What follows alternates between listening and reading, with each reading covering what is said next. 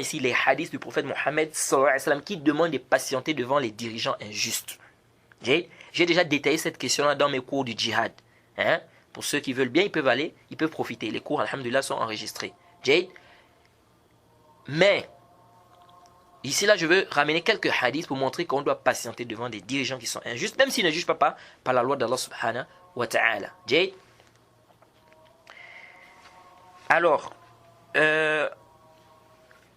le cheikh al-Islam ibn Taymiyyah, il dit dans le Majmu' al-Fatawa, au tome 28, à la page 179, il dit ceci: Min al-ilm wal-adl al-ma'mur bihi as-sabr ala dhulm al-a'imma wa jawrihim kama huwa min usul ahli sunnah wal jama'a. Il dit ceci fait partie de la science et de la justice qui a été demandé de patienter sur l'injustice des imams, des dirigeants, et patienter sur leur perversité. Comme cela fait partie des fondements des gens de la sunna et du consensus. Ça fait partie des fondements. Donc patienter sur l'injustice du dirigeant, tant qu'il n'a pas fait de la mécréance, qui est clair, n'est-ce pas? Ici, là, ça fait partie de quoi? Parce qu'il y a des shurut aussi. On a déjà parlé de détailler ça dans les conditions dans le livre du djihad. Quand on a fait le sharh de l'imam al-Shawkani de son livre Durr al-Bahiyya concernant le chapitre du djihad, on a détaillé les conditions lorsque un chef dirigeant a fait de la mécréance, etc. Bref, ici le cheikh al-Islam Taymiyyah dit ça fait partie des fondements des gens de la sunna. Des fondements, donc ça rentre dans la croyance. An Salama ibn Yazid al-Ju'afi, il a dit ceci, Salama ibn Yazid al-Ju'afi, le hadith que je vais vous citer les noms, Sahih Muslim. Il dit: Ya Nabi Allah, أرأيت إن قامت علينا أمراء يسألون حقهم ويمنعون حقنا. Le hadith dans Sahih Muslim. فما تأمرنا فأعرض عنه ثم سأله فأعرض عنه ثم سأله في الثانية أو في الثالثة فجذبه أشعث بن قيس فقال: اسمعوا وأطيعوا فإنما عليكم ما حملوا وعليكم ما حملتم. Hadith clair. Un compagnon vient poser la question au messager d'Allah: as-tu vu si nous avons des chefs? Écoutez bien, nous avons des chefs qui demandent leurs droits. Ils ne nous donnent pas les nôtres. Ah, vous entendez des gens aujourd'hui: oh non, comment ça, hein? Ils demandent leurs droits, mais ils ne donnent pas les nôtres. On est en train de souffrir, ils mangent l'argent du pays, ceci, cela. Les compagnons ont posé la question au prophète Mohammed sallallahu alayhi wa sallam depuis. Ils ont dit: ils demandent leurs droits, ils ne nous donnent pas les nôtres. Qu'est-ce que tu nous ordonnes? Le prophète s'est détourné. Puis il a posé la question encore, le prophète s'est détourné. Puis il a posé la question. Qu'est-ce que le prophète a dit après? Le prophète a dit: écoutez, obéissez, car ils ont leurs responsabilités et vous avez les vôtres. Ils ont, n'est-ce pas, ils sont responsables de ce qu'on leur a demandé de faire, ce qu'on leur a ordonné de faire. Et vous êtes responsables des vôtres. Le prophète n'a pas dit non. Il ne vous donne pas vos droits. Bon, sortez, rébellez-vous. Sortez avec des fusils, cassez les voitures, cassez les montures, et cassez les maisons, et faites ceci, tuez les gens. Le prophète a-t-il dit ça? Non. Le prophète a dit: écoutez et obéissez. Ils ont leurs responsabilités et vous avez les vôtres. Donc, contentez-vous de votre responsabilité, ce qu'on vous a demandé de faire, vous. Si eux, ils sont injustes, ça, c'est avec Allah subhanahu wa ta'ala.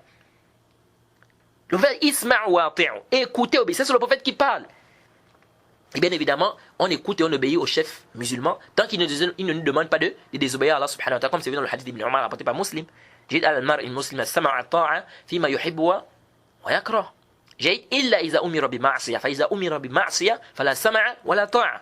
Le Sahih Muslim, le prophète a dit quoi? Que le musulman doit obéir et écouter, n'est-ce pas, au chef musulman. Il dit sauf si on lui demande dans ce qu'il aime et dans ce qu'il déteste. Sauf si on lui demande de désobéir à Allah subhanahu wa ta'ala. Si on lui demande de désobéir à Allah subhanahu wa ta'ala, il n'y a pas d'obéissance, il n'y a pas d'écoute. Et ça c'est clair. Et le prophète a dit: innama ta'atu fil ma'ruf. L'obéissance est dans quoi? Dans le convenable.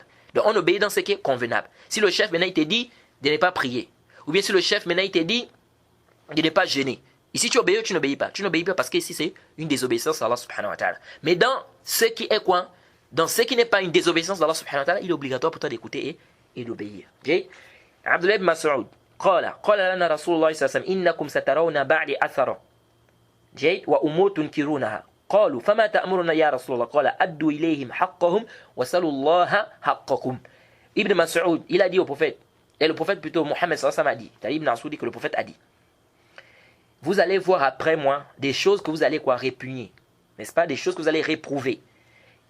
Ibn Mas'ud, c'est-à-dire les compagnons, ont dit: qu'est-ce que tu nous ordonnes au messager d'Allah? Le prophète a dit quoi? Donnez leurs droits et demandez à Allah les vôtres. Ça, c'est le prophète qui dit. Donnez-leur leurs droits et demandez à Allah les vôtres. Demandez à Allah les vôtres. Pourquoi vous ne voulez pas demander à Allah? Vous voyez des gens aujourd'hui, le chef, il est injuste, il sort, il dit non, on doit sortir, on doit se rébeller. Mais demande à Allah ton droit. Beaucoup, même parmi eux, ils ne font même pas de doigts pour qu'Allah améliore sa situation. Tout ce qu'il veut, c'est quoi? Il pense qu'il peut, c'est lui qui peut changer. Le fait de sortir, ça va changer. Non.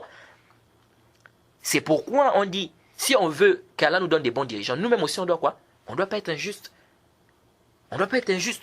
Parce que parmi les choses, les causes qui font en sorte, n'est-ce pas, qu'Allah subhanahu wa ta'ala, c'est-à-dire que mettre des dirigeants injustes, parmi les causes aussi, c'est quoi? C'est l'injustice de certaines personnes. C'est l'injustice de certaines personnes. C'est pourquoi Allah subhanahu wa ta'ala dit dans la sourate 6, au verset 129, وَكَذَلِكَ نُوَلِّ بَعْضُ الظَّالِمِينَ بَعْضًا بِمَا كَانُوا يَكْسِبُونَ. Et ainsi accordons-nous à certains injustes l'autorité sur d'autres injustes à cause de ce qu'ils ont acquis. Donc nous-mêmes aussi soyons justes. On est injuste envers les gens, on vole l'argent des gens, on vole l'argent des nouveaux convertis, on bouffe l'argent des nouveaux... C'est-à-dire on est injuste. Et puis on est là pour dire que non, il faut qu'on ait des chefs qui sont justes. Nous-mêmes aussi on doit quoi? On doit s'améliorer. Nous-mêmes on doit quoi? On doit également s'améliorer. Le hadith que je vous ai cité, c'est un hadith qui est dans Bukhari. Jay, il y a un autre hadith rapporté par l'imam Muslim.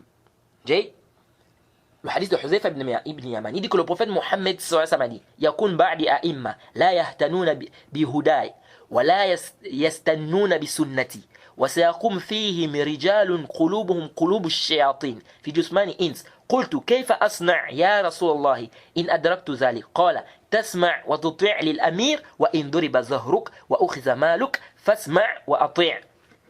Hadith clair dans le Sahih Muslim. Le prophète a dit, vous allez voir, après moi, vous allez trouver des chefs qui ne suivent pas ma voie. Le prophète a déjà prédit. Des chefs qui ne suivent pas ma voie, qui ne suivent pas ma sunna. Se lèvera parmi eux des gens qui auront des cœurs de diables. Des cœurs de diables. Donc parmi les dirigeants là, parmi eux, il y en a qui vont se lever avec des cœurs de diables. Je vois des gens, je dis, non, on veut des bons dirigeants, on veut des bons dirigeants. Mais le prophète a déjà prédit. Il y a des dirigeants qui viendront, qui seront quoi? Qui ne vont pas suivre la voie du prophète. Jade, les compagnons disent, qu'est-ce que je dois faire au messager d'Allah? Le compagnon dit, qu'est-ce que je dois faire au messager d'Allah? Si je trouve ça, qu'est-ce que le prophète lui a dit à Huzayfa? Il dit, écoute et obéis au chef, même si on frappe à ton dos, même si on prend ton argent, écoute et obéis. Subhanallah. Le prophète dit, même si on frappe à ton dos, même si on prend ton argent, écoute et obéis.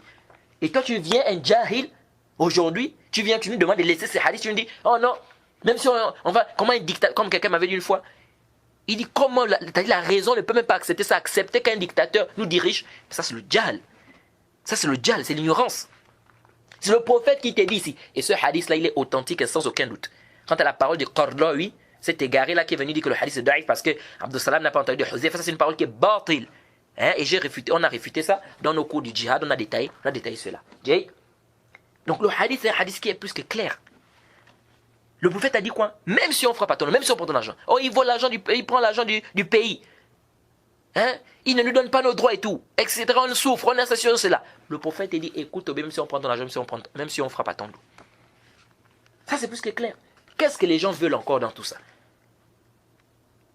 Et l'imam Ibn Battah, il a dit quoi? La takhruj bisayf ala al-a'imma wa in zalamu. Ibn Battah dans son Sharh al-Ibana, il a dit ne sors pas avec l'épée contre le chef ou bien contre les chefs, même s'ils sont injustes. Et l'imam Nawawi il a dit amma al-khuruj alayhim wa qitaluhum fa haram bi ijma' al-muslimin. Il dit quant au fait de se rebeller contre les chefs et combattre ces chefs-là, il dit c'est interdit par consensus des musulmans. Il dit wa in kanu fisqatan zalimin.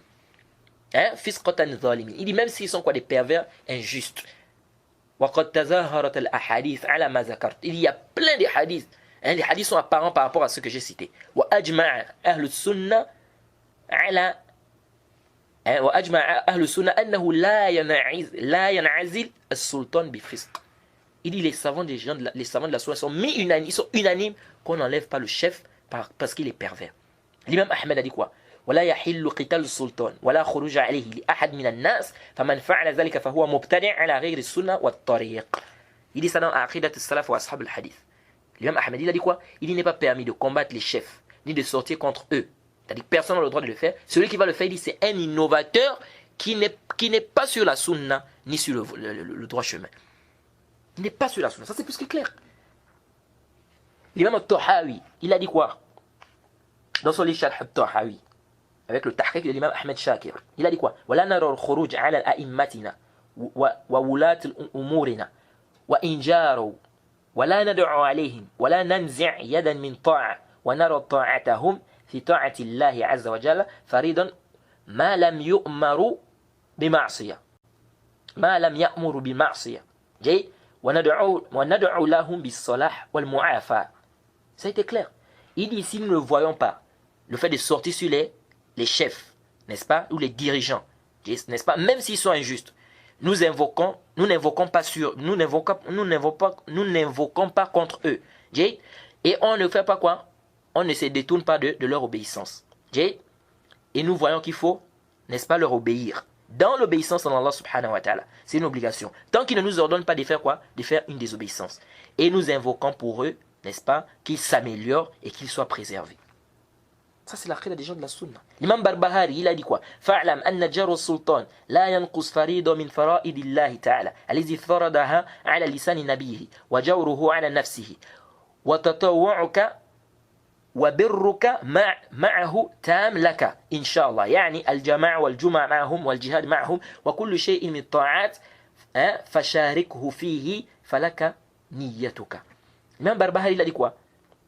Il a dit, sache que l'injustice, n'est-ce pas, la perversité des chefs, ça ne diminue en rien dans l'obéissance parmi les obéissances d'Allah subhanahu wa ta'ala, bien que les obéissances qu'Allah a, ou bien les obligations, pardon, ça ne diminue en rien des obligations qu'Allah subhanahu wa ta'ala a légiféré. J'ai sur le prophète Mohammed sallallahu alayhi wa sallam, c'est-à-dire qu'il a légiféré dans la bouche du prophète Mohammed sallallahu alayhi wa sallam. Il dit leur perversité c'est sur eux-mêmes. J'ai ton obéissance, n'est-ce pas, le bien que tu fais, n'est-ce pas, c'est quoi? C'est pour toi-même, c'est-à-dire c'est tu as la récompense complète. J'ai Inch'Allah. Il dit ensuite la jama'a, c'est-à-dire la prière en groupe, le Jumu'ah, tu dois faire ça avec eux. Le djihad, tu dois faire ça avec eux. Toutes choses, n'est-ce pas, dans les obéissances et tout, tu dois quoi participer avec eux. Tu as ton intention à toi. Donc, c'est-à-dire ici quoi, que tu ne dois pas dire comme c'est des pervers, je ne prie pas derrière eux. Comme c'est des pervers, c'est cela. Évidemment, la mas'ala sur le fait de ne pas prier derrière un pervers, c'est une mas'ala qui est détaillée dans les livres de I'tiqad. C'est aussi détaillé dans les livres de... Le plus souvent, c'est détaillé dans les livres de quoi? De fiqh. Mais les savants ont détaillé ici par rapport à cela, par rapport au chef, etc. Beaucoup de tafsilat. Ensuite, ici, le cheikh dit وَإِذَا رَأَيْتَ الرَّجُلَ يَدْعُ عَلَى السُّلْطَانِ فَاعْلَمْ أَنَّهُ صَاحِبُ هَوَى وَإِنْ رَأَيْتَ الرَّجُلَ يَدْعُ لِلسُّلْطَانِ بِالصَّلَاحِ فَاعْلَمْ أَنَّهُ صَاحِبُ السُّنَّةِ إِنْ شَاء الله. Qui dit ça? C'est l'imam Barbahari qui dit ça. Dans son livre de Sharh Sunan al-Barbahari, au tome 100, la page 114. Il dit si tu vois un homme qui invoque contre le chef, sache que c'est une personne de passion. Il suit la passion. C'est quelqu'un de passion. Il dit, si tu vois quelqu'un, il invoque pour le chef, n'est-ce pas, qu'il s'améliore, sache que c'est quelqu'un de la sunna, incha'Allah. Qui dit ça? L'imam al-Barbahari. Ce n'est pas moi qui est en train de dire ça. Et qui suis en train de dire ça. Donc ici, là, c'est des choses qui sont quoi? Qui sont connues. On n'a pas besoin de quoi? De philosopher ici. Et c'est connu chez les savants comment on donne conseil aux chefs musulmans. C'est pourquoi l'imam al-Shawkani, il a dit quoi l'imam al-Shawkani, rahimahullah, dans son livre Sayl al-Jarrar. Il dit ceci à la page 965. Il dit ينبغي لمن ظهر له خلط الإمام في بعض المسائل أن يناصحه ولا يظهر الشناعة عليه على رؤوس الأشهاد. Il dit il convient, n'est-ce pas, à celui qui va voir une erreur du chef dans certaines masaïl, de faire quoi? De lui donner conseil. Qu'il ne présente pas ça au public devant les gens. Comme c'est venu dans le hadith, il doit prendre sa main, il s'isole avec lui, il lui donne quoi? Il s'efforce à lui donner le conseil. Il ne doit pas humilier, n'est-ce pas, le chef, n'est-ce pas, qu'Allah subhanahu wa ta'ala a mis. Nous avons déjà détaillé, n'est-ce pas, dans le début du livre de Sir du Jihad, il n'est pas permis de sortir contre les chefs, même s'ils sont injustes, dans l'injustice, qui sont injustes, c'est-à-dire même s'ils sont quoi, pervers en ce qui concerne l'injustice,